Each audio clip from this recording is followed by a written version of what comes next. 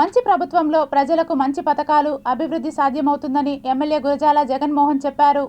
ప్రధానమంత్రి Awas Yojana NTR urban housing పథకంలో భాగంగా శుక్రవారం చిత్తూరు నగరపాలక కార్యాలయంలో ఏర్పాటు చేసిన కార్యక్రమంలో లబ్ధిదారులకు గృహ నిర్మాణ మంజూరు పత్రాలను పంపిణీ చేశారు.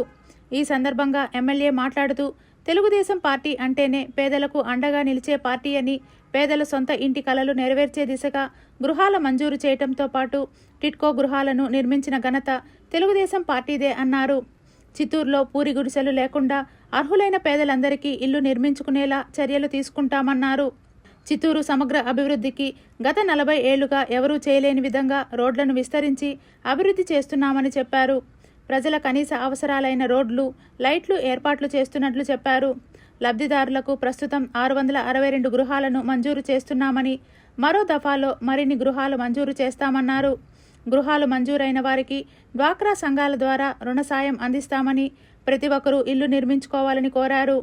ఈ సందర్భంగా పలు వార్డులకు సంబంధించి లబ్ధిదారులకు గృహ నిర్మాణ మంజూరు పత్రాలను స్థానిక ప్రజాప్రతినిధులతో కలిసి పంపిణీ చేశారు.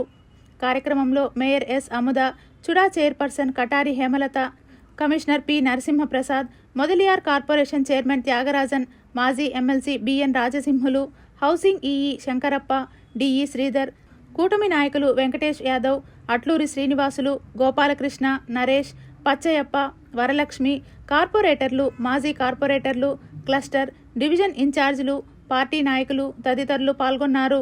ఇక్కడున్న జంబో టీం ఎవరైతే ఇక్కడ బాగున్నారో, మా కార్పొరేటర్స్ కావచ్చు, మా నాయకులు కావచ్చు, మీ అందరికీ ఎక్కడైనా ఏమైనా సమస్య ఉంటే కూడా మీరు దయచేసి పోండి, వాళ్ళు మీ సమస్యలను తీరుస్తారు. ఎందుకంటే తెలుగుదేశం ప్రభుత్వం ఎప్పుడు కూడా చాలా నిజాయితీగా ఉండే నాయకత్వాన్ని కోరుకుంటుంది. మేము కూడా ఎక్కడైనా ఒకరు తప్పు చేయొచ్చు, 100% మేమందరూ కూడా